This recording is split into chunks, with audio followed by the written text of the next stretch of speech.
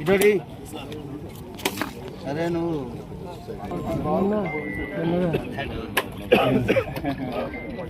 రాజెడుతున్న ఒక ఓటు తీరు మా ఓటర్ ఎంపిక నువ్వు అన్నట్టు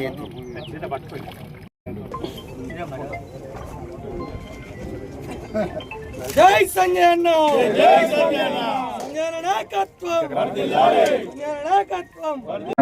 సభను ఉద్దేశించి మన మత్స్య పరిశ్రమ సహకార సంఘం జగిత్యాల అధ్యక్షుల గారిని మాట్లాడాల్సిన కోరుతున్నాం. నాయకులకు అందరికి కూడా పేరు పేరున నా హృదయపూర్వక నమస్కారాలు తెలియజేస్తా ఉన్నా. ముఖ్యంగా ఈరోజు జగిత్యాల పట్టణంలోని చింతకుంట చెరువులో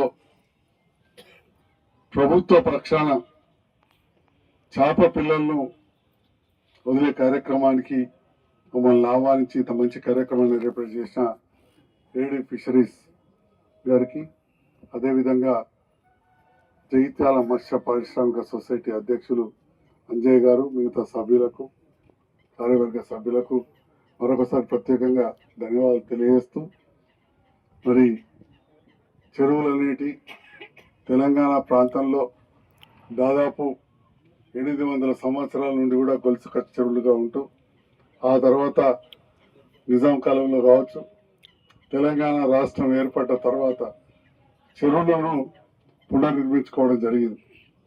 మరి అట్లాంటి చెరువులను రక్షించుకోవడానికి నిరంతరం మనం ఎన్నో కార్యక్రమాలు చేస్తా ఉన్నాం. మరీ ముఖ్యంగా మత్స్య పారిశ్రామిక సొసైటీలు ప్రత్యేకమైన శ్రద్ధ పెడుతున్నాయని చెప్పి నేను ఈ సందర్భంగా వారికి అభినందనలు కూడా తెలియజేస్తా ఉన్నాను.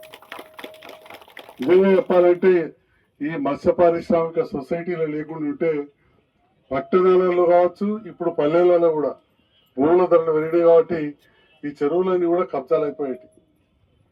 తెలంగాణ చెరువులలో ఏంటంటే ఏక ఫసలు పట్టాలని చెప్పి ప్రతి చెరువులో కూడా ఉంటుంది. అట్లనే ఈ చెరువులో కూడా పట్టాలలో వల్ల మట్టి పోసుకుంటాం, మేము బంగ్లా కట్టుకుంటాం అని వస్తారు. అట్లా కట్టుకుంటా అయితే చెరువులన్నీ చిన్నగా అయిపోతాం. చెరువుల చుట్టుపక్కల కూడా ఎఫ్టీఎల్ అని, బఫర్ జోన్ అని ఇవన్నీ కూడా ఉంటాయి.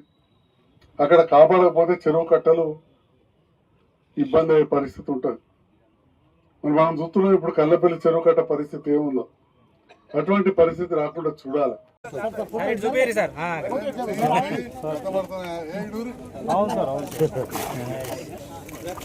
ఏం లేదు సార్.